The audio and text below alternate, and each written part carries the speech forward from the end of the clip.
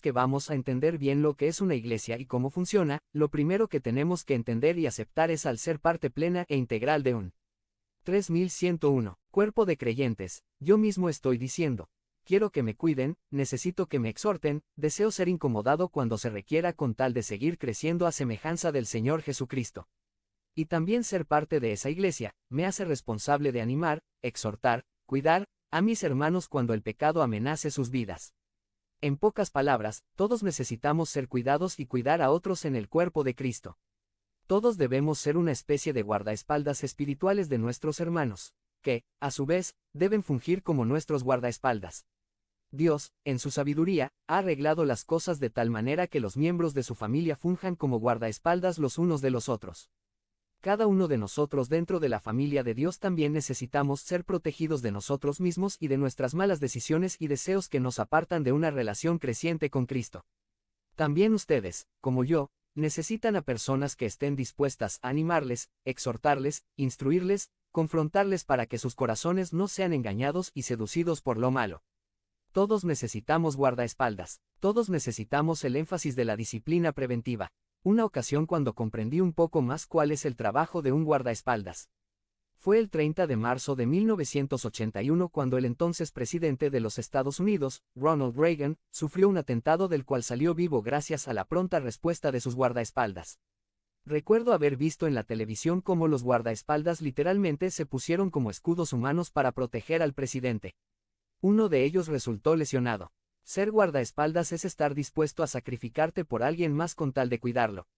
Algo así somos llamados a hacer los que somos parte de una iglesia cristiana. Si estás en una relación creciente con Cristo, necesitas un guardaespaldas espiritual, pero también has sido llamado a ser ese guardaespaldas para tu hermano.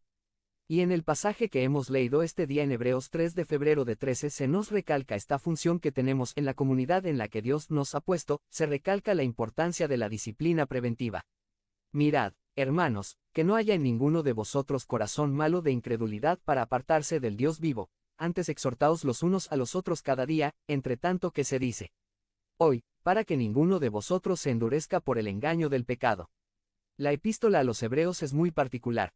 En ella encontramos grandes advertencias en contra de claudicar o abandonar por completo la fe en Cristo. Lo que pasa es que un grupo de los destinatarios originales de la epístola estaban dejando por completo la fe en Jesús y estaban regresando a formas y creencias judías mezcladas con un poco de filosofías paganas. En fin, estaban abandonando por completo a Cristo. Por eso, Hebreos se caracteriza por sus declaraciones y advertencias fuertes en contra de dejar de seguir a Jesús. Pero al mismo tiempo nos anima y nos da la 3102 respuesta a este tipo de lucha que quizá hoy mismo estemos pasando. El versículo 12 comienza con las palabras: mirad, hermanos, que no haya en ninguno de vosotros corazón malo de incredulidad para apartarse del Dios vivo. Notemos que él está hablando a personas creyentes, inclusive les llama hermanos. ¿Cuál es el problema que se puede suscitar entre los hermanos? Que alguien comience a desarrollar un corazón malo de incredulidad. Está hablando de alguien que ya comenzó a desconfiar de las verdades y principios de Dios. Alguien que está comenzando a decidir que no vale la pena obedecer a Dios, que quizá lo que Dios pide y dice no vale la pena. Un corazón de incredulidad está en desarrollo.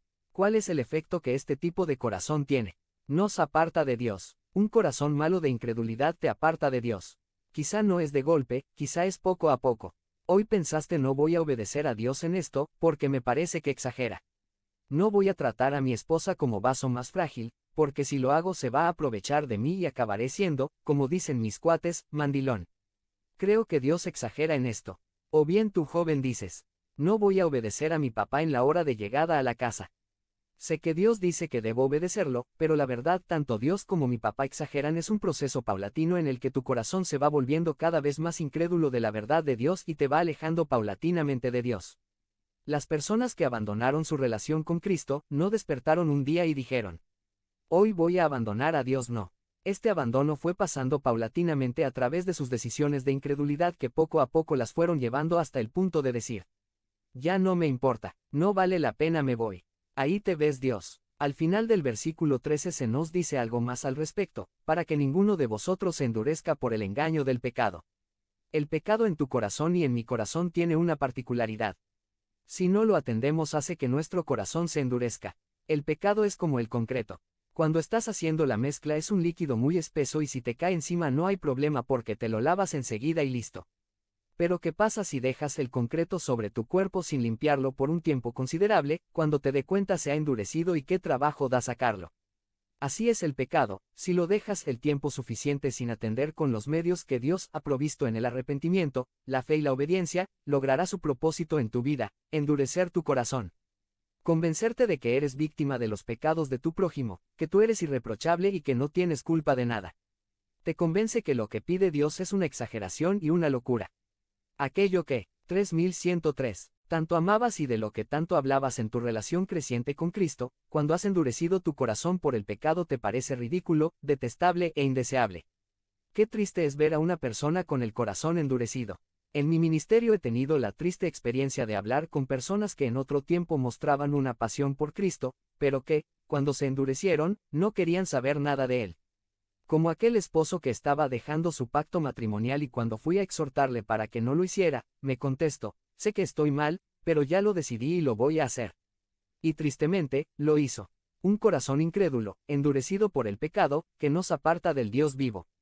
Este pasaje nos recalca lo peligroso que es desarrollar un corazón de incredulidad porque te aparta de Dios y si se deja intacto ese corazón engañado por nuestro pecado puede llegar a endurecerse. Este es un peligro real al que estamos expuestos todos los que estamos en una relación creciente con Cristo. Necesitamos ayuda, somos vulnerables. Necesitamos guardaespaldas, necesitamos disciplina preventiva, pero Dios, por la obra de gracia de Cristo, ha provisto la solución a este peligro. Dios ha provisto en su comunidad la vacuna contra este problema.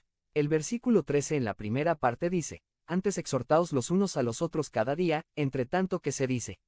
Hoy, la provisión de Dios está en la comunidad de gracia, en la iglesia, en la que nos puesto, ahí comienza este proceso de restauración.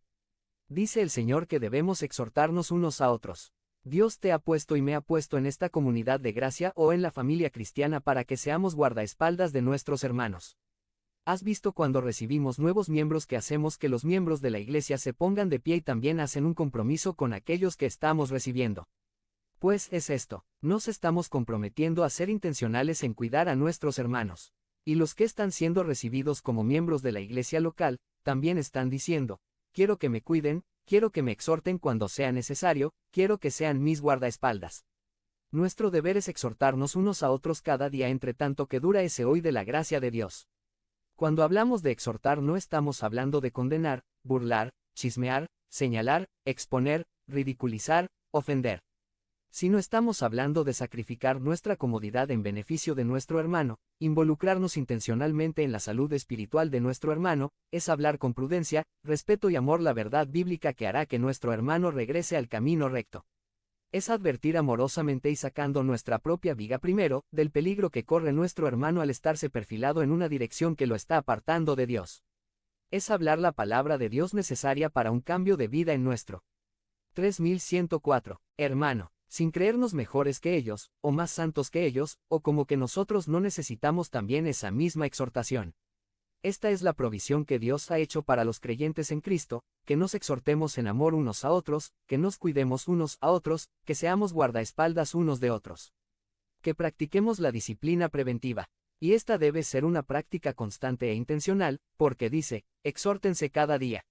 Y debe ser hecha con un sentido de urgencia, como algo apremiante, porque dice, entre tanto que se dice hoy. Ese hoy es el tiempo de la paciencia y la misericordia de Dios. Ese hoy terminará algún día. Por eso, mientras está ese hoy, todos necesitamos ser cuidados y cuidar a otros en el cuerpo de Cristo. Para que nuestros corazones no se llenen de incredulidad que nos aparte de Dios. Y nuestro pecado no nos endurezca de tal manera que lleguemos a ser insensibles a la verdad de Dios. Dios nos ha puesto como guardaespaldas de nuestro hermano por medio de la exhortación constante, intencional y apremiante. Por eso, la próxima vez que veas o te enteres que tu hermano está perfilándose hacia el pecado o está en pecado, que está tomando actitudes o acciones que lo ponen en una situación de vulnerabilidad, no hagas lo que cualquiera que no está en Cristo haría.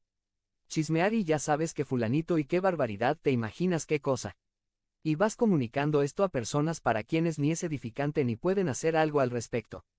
No, aplica tu vocación de guardaespaldas. Ve y exhorta al hermano en amor y a solas entre tanto que se dice hoy. Porque has sido llamado a ser guardaespaldas de tu hermano. Esposos y esposas, ustedes en su matrimonio son los primeros guardaespaldas con quienes cuentan.